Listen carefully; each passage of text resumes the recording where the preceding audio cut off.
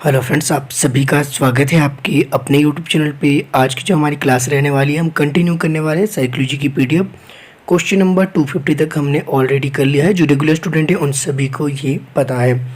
अगर आप पहली बार इस वीडियो को देख रहे हैं, इससे पहले कि अगर 250 क्वेश्चन जो हमने कर लिए हैं वो आपने नहीं देखे, प्लेलिस्ट में अलग से जो है साइकोलॉजी का फोल्डर बना है, उसमें आप जाकर नोट्स वाली जो है पीडीएफ से जो आपकी क्लासेज है उनको आप देख सकते हैं। बाकी इंपॉर्टेंट वीडियोस के लिंक आपको जो डिस्क्रिप्शन में भी मिल जाएंगे। इसके अलावा जो आप जो है बाकी अगर HP TET previous year question paper psychology section देखना चाहते हैं तो ऑलरेडी वो भी आपके सॉल्व किया है। वो भी आपको जो है उस जो आपकी अलग से फोल्डर बना है उन सभी में वो जाकर आपको वीडियोस मिल जाएगी। इसके अलावा जो है आप चाहे तो एच पी टेट प्रिपरेशन 2021 के नाम से 8 फरवरी के बाद जितनी भी आपकी क्लासेस लगी है उन सभी को जाकर आप वीडियोस को देख सकते हैं। अगर आपके पास समय है, वो आपको सभी वीडियोस आपकी जो है मदद करेगी आपकी इस एग्ज़ाम को जो है करेक्ट करने में, ना केवल करेक्ट करने में बल्कि आपकी जो है 100+ स्कोर करने में भी। तो आज की वीडियो भी आपकी डायरेक्ट रहने वाली है, वन लाइनर। बाकी जो आपको डिटेल में मैं बताता हूँ, आपके टेट के जो मैंने क्वेश्चन पेपर सॉल्व करवाया है उसमें मैंने आपको डिटेल में बताया है, और ये वाली क्वेश्चन में ज़्यादा डिटेल में नहीं बता सकते क्योंकि जो 50 क्वेश्चन आपके कवर करने हैं, कम से कम समय में आपको जो है ज़्यादा से ज़्यादा कंटेंट प्रोवाइड करवाना है। तो देख लेते हैं आज का पहला प्रश्न है। क्वेश्चन नंबर आपके पास 251 दिया गया है। मंद अधिगमकर्ता जिनकी शैक्षिक उपलब्धि सामान्य योग्यता से कम होती है कहे जाते हैं। तो आपके जो अधिगम करता है, जो आपके मंद अधिगम करता है, यानी कि जिनको जो है तो स्लो लर्नर जो होते हैं उनकी जो शैक्षिक उपलब्धि होती है सामान्य योग्यता से कम रह जाती है, ऐसे बच्चों को कहा जाता है पिछड़े बालक। तो ये आपका जो है क्या होगा, आपका जो सामान्य बुद्धिलब्धि की जो इसमें बात की गई है, जो यहाँ पे लिखा गया है कि सामान्य जो योग्यता से जो कम रह जाती है, यानी कि 90 से 110 के बीच जो जिनकी बुद्धि लब्धि होती है इससे जो आपके कम होते हैं, यानी कि 70 से 80 के बीच जो आपके होंगे वो आपके मंद बुद्धि या पिछड़े बालक कहलाएंगे, जिनकी जो है मानसिक आयु जो उनकी आपकी किसी क्रॉनिकल एज से उनकी जो है कम होगी, यानी कि जो उनकी मानसिक आयु उनकी जो है आपकी वास्तविक आयु से कम होगी, वो आपकी मंद बुद्धि बालक कहलाएंगे। एचपीटेट का जो हमने साइकोलॉजी सेक्शन का जो हमने सेक्शन से जो है सॉल्व किया था, आई होप मैंने उसमें आपको डिटेल में बताया। आपको जो रेगुलर स्टूडेंट है उन सभी को ये बात समझ आ गई है।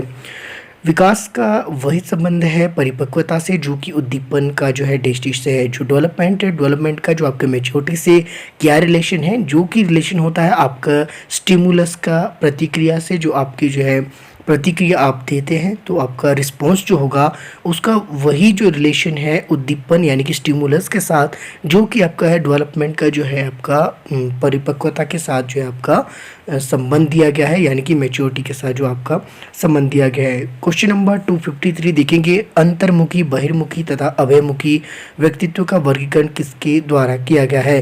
तो ये किया गया है यूंग द्वारा। डायरेक्ट क्वेश्चन है, वन लाइनर, यही आपने याद रखना है। मानववादी सिद्धांत अधिगम से संबंधित है। यह इस सिद्धांत के प्रतिपादक कौन है? तो ये आपके रोजर से इंपॉर्टेंट क्वेश्चन, इस तरह के नए क्वेश्चन आपके एग्जाम में देखने को मिल सकते हैं। गर्भावस्था में मस्तिष्क का जो विकास होता है तो आपकी कब होता है? 14वें सप्ताह में। रोशा इन परीक्षण में व्यक्ति के पशुओं की आकृति बताने वाला होता है। रोशा प्रशिक्षण में व्यक्तियों व पशुओं की आकृति बताने वाला होता है, तो ये होता है आपके अंतर्मुखी। गिलफोर्ड ने सृजनात्मकता के कितने तत्व बताए? तो गिलफोर्ड ने सृजनात्मकता के टोटल जो है आपकी 5 तत्वों की बात की गई है। इसके अलावा जो गिलफोर्ड का अगर आपको नाम याद हो तो गिलफोर्ड का एक जो मॉडल है जो आपका त्रियामी सिद्धांत यानी कि 3 डायमेंशन जो आपकी मॉडल है वो आपका किसके द्वारा दिया गया है? ये आपकी गिलफोर्ड द्वारा दिया गया है। अगले प्रश्न की ओर चलते हैं कि आपके पास अभिप्रेरणा को अधिगम का सर्वोच्च राजमार्ग किसने कहा? तो अभिप्रेरणा को जो अधिगम का सर्वोच्च राजमार्ग किसके द्वारा कहा गया? तो ये कहा गया आपकी स्किनर द्वारा। अभिप्रेरणा के दैहिक सिद्धांत के समर्थक कौन है? तो मैकडूगल आपकी इसके समर्थक रहे। इंपॉर्टेंट फैक्ट है, ये आपने याद रखना है। वॉटसन ने मनोविज्ञान को किस व्यवहार का जो है विज्ञान माना है? किस जो है प्रकार का जो विज्ञान माना था वॉटसन ने? तो ये माना था मनोविज्ञान को व्यवहार का शुद्ध विज्ञान। अगर आपसे क्वेश्चन ऐसे पूछा जाए कि व्यवहार का जो शुद्ध विज्ञान है किस मनोवैज्ञानिक द्वारा माना गया, तो ये माना गया वॉटसन द्वारा। जो आपकी जीबी वॉटसन है यही आपके फादर ऑफ बिहेवियरिज्म भी कहला जाते हैं, यानी व्यवहारवाद के जो है पिता भी इन्हें कहा जाता है। तो इस तरह के घुमा फिरा के क्वेश्चन आपके देखने को मिल सकते हैं। संवेग शब्दों का शाब्दिक अर्थ है, तो इसका शाब्दिक अर्थ होता है उत्तेजना या भावों की उथल फुथल। क्वेश्चन नंबर 262 देखेंगे। एक बच्चा किसी डॉक्टर को देखने पर ही भयभीत हो जाता है क्योंकि उसके पूर्व का जो अनुभव है डॉक्टर के साथ क्या है, तो इंजेक्शन की जो सुई दिए जाने से इसका जो है संबंध है। तो ये आपका दिखाता है प्राचीन अनुबंधन। प्राचीन अनुबंधन की मैं बात करूँ तो ये आपका क्लासिकल कंडीशनिंग थ्योरी है। ये उसी तरह का है जिस प्रकार आपका एक कुत्ते को जब खाना दिया जाएगा उसका जो है उसका सलाइवा आपका जो है निकलना शुरू हो जाता है, लेकिन जो है जब उसका से स्टिमुलस के द्वारा जब उसको जो है घंटी के जो आवाज़ सुन के जो आपको खाना प्रोवाइड किया जाता है उसके बाद जो है घंटी की आवाज़ सुन के ही उसका जो है आपका जो है सलाइवा निकलने लगता है। तो ये थ्योरीज आपकी अलग से मैंने एक वीडियो में करवाई, अगर आप चाहे तो उन थ्योरीज वाली वीडियोज़ को भी जाकर देख सकते हैं। एक क्वेश्चन आपका एक थ्योरी से बनता ही है, हो सकता है 2 से 3 क्वेश्चन भी बन जाए। तो थ्योरीज वाले ये क्वेश्चन आपने जो है क्लियर कर लेने, इसमें आपको कोई डाउट नहीं होना चाहिए। अगर फिर से भी करवानी होगी थ्योरीज बता दीजिएगा, कमेंट कीजिएगा, मैं आपको फिर से भी करवा दूंगा अगर आपने पुरानी वीडियो जाकर नहीं देखनी है। आत्म का केंद्रीय भाग है तो ये आपका व्यक्तिगत, तो व्यक्तिगत जो है आत्म का केंद्रीय भाग है। अभिवृत्ति मापन की युग्म तुलनात्मक विधि किसने दी, तो ये दी थी आपकी थर्नस्टन द्वारा। पियाजे के अनुसार मानसिक संरचना की व्यवहारगत समानांतर प्रक्रिया जीव विज्ञान में कहलाती है, तो यह कहलाएगी आपकी स्कीमा। इंपॉर्टेंट है। आज की वीडियो में मैं थोड़ा सा धीरे बोल रहा हूँ, इसके पीछे जो है रीज़न क्या है, मुझे किसी ने स्पेशली कहा है कि प्लीज़ आप थोड़ा सा जो है धीरे बोला कीजिए। उसके पीछे जो है मैं थोड़ा जल्दी बोलता हूँ, इसके पीछे रीज़न क्या था कि कम से कम समय में आपको जो है ज़्यादा से ज़्यादा जो है कंटेंट प्रोवाइड करवाया जा सके। अगर आप हिमाचल के किसी भी चैनल पर जाकर देखेंगे तो मुझे नहीं लगता कि ऐसा कोई भी चैनल है जो कि आपको कम से कम समय में इतना ज़्यादा मटीरियल जो आपको प्रोवाइड करवा रहा है। कोई भी वीडियोज़ आप देख लीजिए उठा के, ऐसी कोई भी वीडियो नहीं है जहाँ से आपको जो नॉलेज नहीं मिलेगी, और आप जो है उतना समय अगर आप उन वीडियोस को दे रहे हैं तो आपको उससे ज़्यादा ही आपको नॉलेज दी गई है। अगला क्वेश्चन देखेंगे। क्वेश्चन नंबर आपके पास 266 है। कोलबर्ग ने नैतिक विकास की कुल कितनी अवस्थाएं बताई है, तो नैतिक विकास के संबंध किसका है, तो कोलबर्ग का इंपॉर्टेंट फैक्ट है, ये भी आपने याद रखना है। तो कोलबर्ग का आपके किससे संबंधित है, तो नैतिक विकास की जो धारणा से आपकी संबंधित है, और इनके द्वारा कितनी जो है नैतिक विकास की जो अवस्थाएँ बताई गई है, टोटल आपकी 6 अवस्थाएँ। किशोरावस्था में मस्तिष्क का भार होता है, तो ये आपका 1260 से लेकर 1400 ग्राम होता है। किशोरावस्था को शिशुअवस्था की पुनरावृत्ति किसने कहा, तो यह कहा गया था आपके जॉन्स द्वारा। इंपॉर्टेंट क्वेश्चन है। इस तरह के नए क्वेश्चन मुझे पता नहीं क्यों लग रहा है कि इस तरह के क्वेश्चन आपकी जो है ज़्यादा देखने को मिल सकते हैं। क्वेश्चन नंबर आपके पास 269 है। आरएस थ्योरी का अधिगम सिद्धांत है, तो ये आपका किसका सिद्धांत है, आरएस थ्योरी, तो ये दी थी आपकी स्किनर द्वारा। BF Skinner important operant conditioning theory से भी आपकी संबंधित है। किस वर्ग के आईक्यू बच्चों आईक्यू जो आपके आईक्यू वाले छात्रों की प्राय अपराधी बन जाने का खतरा रहता है, तो यह 55 से लेकर जो आपके 75 जो आईक्यू होता है, ऐसे स्टूडेंट का जो है अपराधी बनने का जो है ज़्यादा खतरा आपको दिखने को मिलता है, क्योंकि उनमें थोड़ी सी सूझबूझ की जो है कमी पाई जाती है। तो वो थोड़े मंदबुद्धि से भी आपके थोड़े और लो लेवल के जो आपके होते हैं, जिन्हें जो है अच्छे बुरे में जो भेद करना जो उनका मुश्किल हो जाता है, इस कारण जो उनके अपराधी बनने का ज़्यादा खतरा रहता है। समस्या के अचानक समाधान की वकालत करने का सिद्धांत क्या है, तो आपका जो अचानक समाधान करने की जो वकालत की गई थी किससे, जो आपकी थ्योरी के माध्यम से की गई थी, तो ये आपकी इनसाइड थ्योरी है, जिसे कहा जाता है सूझ का सिद्धांत। यानी कि आपका जो है कुछ आपको ने सोच समझ के आपने कुछ सोचना, और सूझ का जो ये सिद्धांत है, यानी कि इंग्लिश में अगर मैं बात करूँ जो इनसाइड थ्योरी है, जिसको आप अंतर्दृष्टि का सिद्धांत भी कहते हैं, तो ये आपकी किसके द्वारा दी गई, तो ये आईपी आपकी अगर मैं बात करूँ तो ये आपके कोहलर, आपके कोफा और वर्तिमर, ये 3 थे आपके, और ये आपके गेस्टालवादी विचारधारा से संबंधित थे। अगले प्रश्न की ओर चलते। क्वेश्चन नंबर 272 अगर आप अपनी स्क्रीन पे देख पा रहे हैं, तो स्पीयरमैन के अनुसार तर्क करने की जो क्षमता है, उसकी समस्या समाधान करने की जो क्षमता है, वो आपकी किस में आएगी, तो स्पीयरमैन के अनुसार की अगर बात करें तर्क और जो है तर्क करने की क्षमता और समस्या समाधान की जो क्षमता है, वो आपकी जी फैक्टर में आएगी। तो ये आपको मैंने ऑलरेडी जो प्रीवियस ईयर के क्वेश्चन पेपर आपको सॉल्व करवाया था, उसमें मैंने आपको ये बताया था कि स्पीयरमैन के द्वारा 2 फैक्टर दिए गए, एक आपका जी फैक्टर है और दूसरा आपका एस फैक्टर है। अगर आपके एस फैक्टर की बात करें तो ये आपका स्पेसिफिक जो है इंटेलिजेंस को आपका जो प्रेजेंट करता है, जी फैक्टर आपका जनरल इंटेलिजेंस को, तो ये दोनों फैक्टर आपने याद रखने हैं। बात की गई है यहाँ पे तर्क करने की क्षमता और समस्या के समाधान करने की जो क्षमता है, वो आपके किस फैक्टर से संबंधित है, किस कारक से संबंधित है, ये आपके जी फैक्टर में आएगा। और ये थ्योरी किसके द्वारा दी गई थी? जिस थ्योरी को कहा जाता है टू फैक्टर थ्योरी, यानी कि द्विखंड जो आपके कारक सिद्धांत थे वो आपकी स्पीयरमैन द्वारा दिया गया है। तो इस तरह के क्वेश्चन आपको घुमा फिरा के देखने को मिल सकते हैं, तो आपको ये पता होना चाहिए। बाकी जो रेगुलर स्टूडेंट जो है वीडियोस देख रहे हैं उन सभी को ये क्वेश्चन आज की डेट में याद हो जाने चाहिए। फ्रायड ने मन की तुलना किससे की है? तो फ्रायड के द्वारा। आपको बार बार कह रहा हूँ, जो ये फ्रायड है, जो सिगमंड फ्रायड की थ्योरी है आईडी, ईगो और आपका सुपर ईगो, इसको एक बार जो है आप जाकर देख लीजिए। मैंने ये वीडियो बनाई है आपके लिए। अगर आप जो है इस वीडियो को देख लेते हैं, उसके बाद आपको ये समझ नहीं आता है टॉपिक, फिर आप मुझे कहिएगा कि फिर से आप इसके ऊपर वीडियो बना दीजिए। मैं इसके ऊपर वीडियो बना सकता हूँ, लेकिन जो समय की बर्बादी होगी। पहले ही जितने जो इम्पोर्टेंट फैक्ट है, जितना आसानी से मुझे समझाना था, वो मैंने इस वीडियो में ऑलरेडी आपको समझा दिया है। अगर इसको देखने के बाद आपको समझ नहीं आता, फिर कमेंट कीजिएगा, फिर मैं प्रयास करूँगा फिर से इसको जो है बेहतर बनाने का, आपको समझाने का। एक क्वेश्चन आपका आईडी को सुपर ईगो से देखने को मिलता है, एक नहीं हो सकता 2 से 3 क्वेश्चन भी देखने को मिल जाए। अगला प्रश्न देखते हैं, क्वेश्चन नंबर 274 है आपके पास। शिक्षण भारत के संविधान की किस सूची के अंतर्गत आता है? शिक्षण की अगर मैं बात करूं तो शिक्षण भारत के संविधान की किस अनुसूची के अंतर्गत आता है? तो ये आपकी समवर्ती सूची के अंतर्गत। समवर्ती सूची की अगर मैं बात करूं तो 3 तरह की अनुसूचियां आपके देखने को मिली है, जो कि आपके केंद्र और राज्य सरकार की मध्य शक्तियों का जो विभाजन करती है। पहली सूची आपकी अगर मैं बात करूँ राज्य सूची, दूसरी आपकी कहेंगे आप संघ सूची, और इसके अलावा तीसरी है आपकी समवर्ती सूची। इसमें जो कहा गया है कि शिक्षण भारत के संविधान की किस सूची के अंतर्गत आता है? तो देखिए 8% की अगर बात करें तो ये आपकी संविधान की समवर्ती सूची के अंतर्गत आता है, लेकिन पहले ऐसा नहीं था। पहले ये विषय था आपकी राज्य सूची का। उसके बाद जो इसको समवर्ती सूची में इसको इंक्लूड किया गया। 42 एक अमेंडमेंट हुआ था 1976 में, जिसके अंतर्गत जो है टोटल आपके जो 5 विषय थे उनको जो है आपके राज्य सूची से हटाकर समवर्ती सूची में डाल दिया गया। जिसके बाद क्या होता है कि आपका जो है शिक्षण भी इसी में से एक था, और उसके बाद जो ये आपका समवर्ती सूची का जो है विषय बन गया। ये 3 तरह की सूचियाँ क्या है? राज्य सूची होगी जिसमें राज्य सरकार कानून बना सकती है, संघ सूची होगी जिसमें जो है केंद्र सरकार कानून बना सकती है, और समवर्ती सूची आपकी वो सूची है जिसमें जो है आपके राज्य और आपकी केंद्र दोनों जो है अपनी आवश्यकता के अनुसार, ज़रूरत के अनुसार, आवश्यकता पड़ने पर कानून बना सकती है। आई होप आपको ये कॉन्सेप्ट भी क्लियर हो जाना चाहिए। इंपॉर्टेंट है आपका ये पॉलिटिकल का एक जो है अलग से टॉपिक है, इसको अलग वीडियो में मैं कोशिश करूँगा, अगर आप चाहें तो मैं इसको एक्सप्लेन कर सकता हूँ। आधुनिक दर्शन शास्त्र संश्लेषण करता है, तो ये किसका करता है? तो ये आपकी विज्ञान का करता है। क्वेश्चन नंबर 276 देखेंगे, किसने यह कहा है कि शिक्षक कोई एक निर्देशकर्ता अथवा कठोर अधिकारी नहीं है, वह है एक सहायक तथा गाइड। तो ये आपके अरविंदो घोष की जो ये विचार थी। ये तो आपका जो है फिलोसफी का आपका क्वेश्चन देखने को मिला है, तो हो सकता है फिलोसफी के 1 से 2 क्वेश्चन आपको इसमें देखने को मिले। हालांकि ये जो ज़्यादातर अगर मैं बात करूँ तो ये आपके हमीरपुर बोर्ड द्वारा फिलोसफी के क्वेश्चन देखने को मिलते हैं। टीजीटी आर्ट्स कमीशन की बात की जाए, टीजीटी आर्ट्स जो नॉन मेडिकल कमीशन की बात की जाए, या फिर आपकी मेडिकल कमीशन की बात की जाए।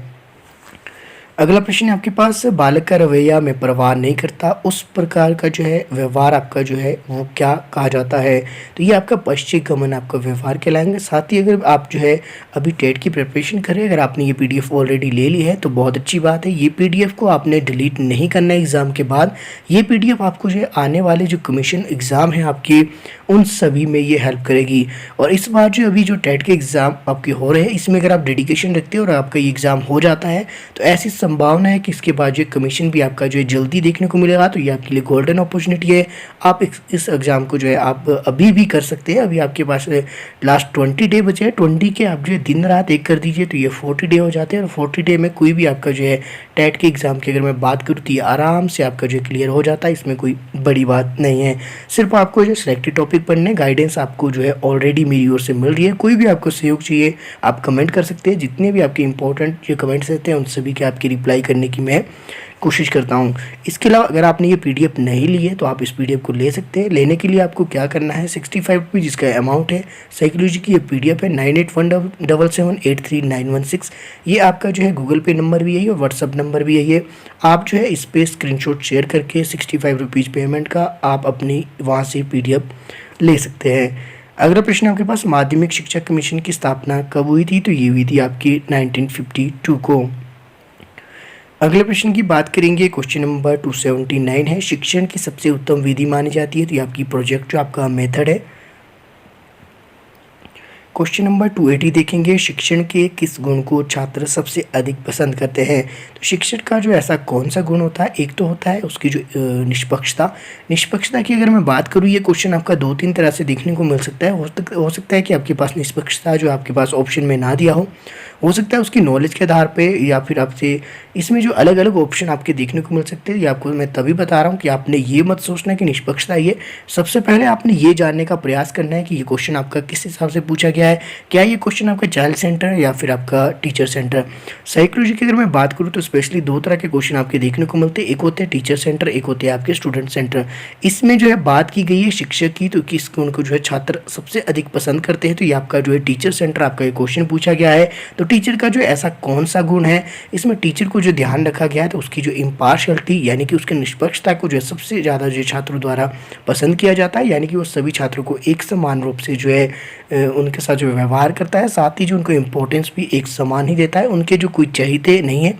आगे चलते हैं क्वेश्चन नंबर 281 की अगर मैं बात करूँ तो मनोविज्ञान के जनक के रूप में जो है किसे जाना जाता है, तो ये जाना जाता है विलियम जेम्स को। अगला प्रश्न आपके पास, प्रयोगात्मक मनोविज्ञान के जनक की बात की जाए तो ये आपका है विलियम वोन।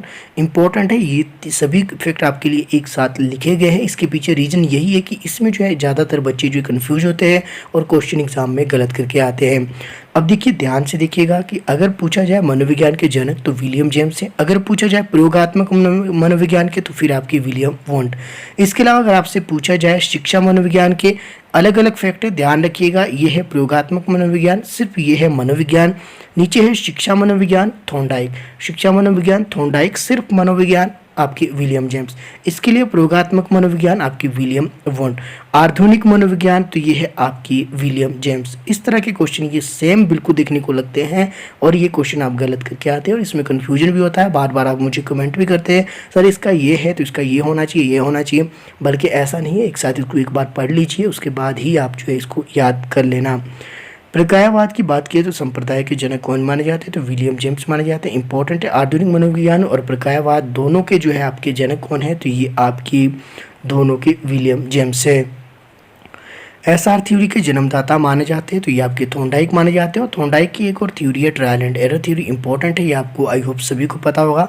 प्रयास और भूल का स्थान, जिसमें जो प्रयोग किया गया था आपकी बिल्ली पे। इंपॉर्टेंट है, इस तरह के क्वेश्चन आपके जो है देखने को बिल्कुल मिलेंगे। थ्योरी से रिलेटेड आपके क्वेश्चन आपके एग्जाम में 1 से 2 क्वेश्चन हर बार आपका पूछा जाता है, चाहे आप किसी भी स्ट्रीम से हो, चाहे आप टीजीटी आर्ट्स, जीबीटी, इसके अलावा आप जो है नॉन मेडिकल, मेडिकल जो भी हो, आपके लिए ये क्वेश्चन देखने को मिल सकते हैं। मोंटेसरी विधि का प्रतिपादक कौन है, तो मैडम मारिया जो है मोंटेसरी विधि की प्रतिपादक मानी जाती है। रोशासियाई जो है दब्बा परीक्षण विधि के प्रतिपादक हरमन रोशा, और इन्हीं के नाम पे ये रोशा परीक्षण आपका जो है नाम पड़ा, तो ये आपको ज़्यादा जो है इसमें परेशानी नहीं होनी चाहिए, आप इसी के नाम पे इसको याद रख सकते हैं। आर्मी अल्फा एवं बीटा परीक्षण के प्रतिपादक तो ऑर्थर एस ओटिस को ये माना जाता है। इस तरह के क्वेश्चन आपके मेडिकल, नॉन मेडिकल वालों को देखने को मिल सकते हैं। अगला प्रश्न आपके पास क्वेश्चन नंबर 290, प्रासंगिक अंतर्बोध परीक्षण विधि यानी कि TAT के प्रतिपादक आपकी कौन है, तो ये आपकी मॉर्गन व मुर्रे है। आर्थिक मनोविज्ञान की जो प्रथम मनोवैज्ञानिक कौन माने जाते हैं, तो ये आपकी डेकार्टे माने जाते हैं। आप स्क्रीन पे देख सकते हैं। इंपॉर्टेंट फैक्ट ये आपने याद रखना है। बुद्धि का ट्रायोटिक सिद्धांत किसने प्रतिपादित किया, तो बुद्धि का ट्रायोटिक सिद्धांत किसके द्वारा दिया गया था, स्टर्नबर्ग द्वारा। इंपॉर्टेंट फैक्ट है, ये आपको याद रखना है। ये आपका जो है थोड़ा सा नया क्वेश्चन है, और अगर मैं बात करूँ तो अभी तो ये आपके कम ही देखने को मिला है, तो हो सकता है कि किसी भी स्ट्रीम को आपका ये देखने को मिल जाए, ऐसा पॉसिबल है। बाकी जो है आपको ये पता होना चाहिए। अभिक्रमित अधिगम के सिद्धांत पर आधारित है, तो ये आपके सक्रिय अनुकूलन पर। पिछड़े बालकों के लिए शैक्षणिक उपलब्धि की अवधारणा किसने दी, तो ये आपकी सिरिल बर्ड द्वारा दी गई थी। क्वेश्चन नंबर 295 की ओर चलेंगे। बुद्धि की स्पीयरमैन परिभाषा में जी कारक क्या है, तो ये आपको मैंने ऑलरेडी करवा दिया है, अभी भी इस वीडियो में करवा दिया, और पहले भी प्रीवियस क्वेश्चन पेपर जो हमने सॉल्व किया 4 से 5 दिन पहले, उसमें भी आपको ये करवा दिया था। तो ये 2 फैक्टर थ्योरी आपकी स्पीयरमैन द्वारा दी गई थी, जिसमें जो उनके 2 कारक आपके देखने को मिले। एक आपका एस था, आपको दूसरा था आपका जी। तो आपका जो स्पेक्टर था ये आपका था आपकी विशिष्ट बुद्धि से, स्पेशल इंटेलिजेंस से, और दूसरा आपका जी था, ये था आपका जनरल इंटेलिजेंस यानी कि आपकी सामान्य बुद्धि से। क्वेश्चन नंबर 296 देखेंगे। किसने कुंठा आक्रमण सिद्धांत का प्रतिपादन किया, मिलर और आपकी डोलार्ड ने। क्वेश्चन नंबर 297, लक्ष्य प्राप्ति में बाधा और आवश्यकता एवं अभिप्रेरकों के अवरुद्ध होने से उत्पन्न होता है, तो ये आपकी कुंठा ही इससे उत्पन्न होगा। तभी ये क्वेश्चन आपके दोनों साथ रखे, थोड़ा सा आप इसको रिलेट करके एक दूसरे के साथ देख लीजिएगा। क्वेश्चन नंबर 298 है एडोलेसेंस पुस्तक के लेखक। पुस्तक से आपके क्वेश्चन देखने को मिल सकते हैं। जितने क्वेश्चन आपकी संभावना है इस एग्जाम में आने की, मैंने अपनी ओर से कोशिश तो पूरी की है। 400 क्वेश्चन की ये पीडीएफ आपके लिए तैयार की है, तो आई होप इसमें से आपके मैक्सिमम क्वेश्चन देखने को मिल जाएंगे। ये आपके स्टैनले हॉल द्वारा एडोलेसेंस पुस्तक लिखी गई थी और ये इंपॉर्टेंट भी आपको याद रखना है, किसी भी एक्सट्रीम को ये देखने को मिल सकता है। स्किनर का क्रिया प्रसूत अनुबंध सिद्धांत थॉर्नडाइक की किस नियम पर आधारित है? तो ये आपका किसका, स्किनर ने ऑपरेंट कंडीशनिंग थ्योरी की बात की गई थी। ये क्रिया प्रसूत अनुबंध सिद्धांत थोड़ा सा हिंदी में रटना थोड़ा मुश्किल है। इसको जो ऑपरेंट कंडीशनिंग है, इसके आप इस तरह से इसको याद रख लीजिए, इंग्लिश में आपके लिए ज़्यादा आसान हो जाएगा। ऑपरेंट कंडीशनिंग थ्योरी तो ये दी गई थी आपकी BF स्किनर द्वारा। और थॉर्नडाइक की किस नियम पर आधारित है? तो ये आपकी प्रभाव के नियम पे। और थॉर्नडाइक का जो गौण नियम है वो आपका क्या है? तो सादृश्य अनुक्रिया का नियम। तो ये आपका आज का अंतिम प्रश्न भी था। बाकी क्वेश्चन नंबर 301 से आगे आपके जो इंग्लिश मीडियम में ये क्वेश्चन है, इसको हम करेंगे नेक्स्ट क्लास में। बाकी 50 क्वेश्चन नेक्स्ट क्लास में करेंगे, उसके आगे जो 50 रह जाएंगे वो आपकी उससे नेक्स्ट क्लास में करेंगे। इसके अलावा जो लास्ट में आपको ये कंप्लीट 400 की एक अलग से वीडियो भी आपको प्रोवाइड करवा दी जाएगी अगर आप चाहते हैं। तो 400 क्वेश्चन की ये video direct as it is आपको ऐसे ही मिलेगी जैसे आपको इस PDF में क्वेश्चन दिए गए हैं। बाकी जो है, बाकी इंपॉर्टेंट जितने इसमें से हो गए उसकी जो है अलग से 2 वीडियो में बनाने वाला हूँ। वो 2 वीडियो आपके 100 क्वेश्चन की रहेगी, उसमें हिंदी इंग्लिश आपके दोनों इंक्लूड किए जाएंगे। बाकी जो है आप सभी का जो मेरे साथ बने रहने के लिए तहे दिल से बहुत बहुत धन्यवाद। आप सभी का इतना सहयोग रहा कि अगर मैं आज ही की बात करूं, जब मैं आपके लिए वीडियो रिकॉर्ड कर रहा हूं, तो आज जो है 10,000 सब्सक्राइबर आपकी इस चैनल पे पूरे हो गए, जिसमें जो है आपका महत्वपूर्ण योगदान है। और मैं चाहता हूं कि हिमाचल प्रदेश में जो आपके जितने भी यूट्यूब चैनल हैं, वो चैनल ना केवल आपकी क्वालिटी कंटेंट प्रोवाइड करवाए, बल्कि कम से कम समय में आपको ज़्यादा से ज़्यादा जो है क्वान्टिटेटिव मटीरियल भी प्रोवाइड करवाए। बाकी अगर आप सभी का सहयोग रहा तो मैं कोशिश करूंगा कि आने वाले समय में जितने भी आपके जो एस्पिरेंट्स रहते हैं, उन सभी के लिए अलग अलग कोर्स आपकी इस चैनल के माध्यम से बिल्कुल फ्री में जो है प्रोवाइड करवाया जाए। बाकी अपना सहयोग बनाए रखें। मिलते हैं अगली वीडियो में। आपके लिए क्लासेस रेगुलर चल रही है, जब तक आपका एग्जाम होता है तब तक मेरा आपके साथ पूरा सहयोग है। कोई भी प्रॉब्लम है आप जो है मुझे मैसेज कर सकते हैं। मैसेज व्हाट्सअप पे ना कीजिए, बल्कि आप जो है यही कमेंट पे कीजिए, क्योंकि व्हाट्सअप के मैसेज में ज़्यादा नहीं पड़ता। आप जो कमेंट कर सकते हैं। बाकी मिलते हैं अगली वीडियो में। फिर से कह रहा हूँ आप सभी के लिए जो मैं हमेशा अवेलेबल हूँ। कोई भी आपको समस्या है आप कमेंट जरूर कीजिएगा।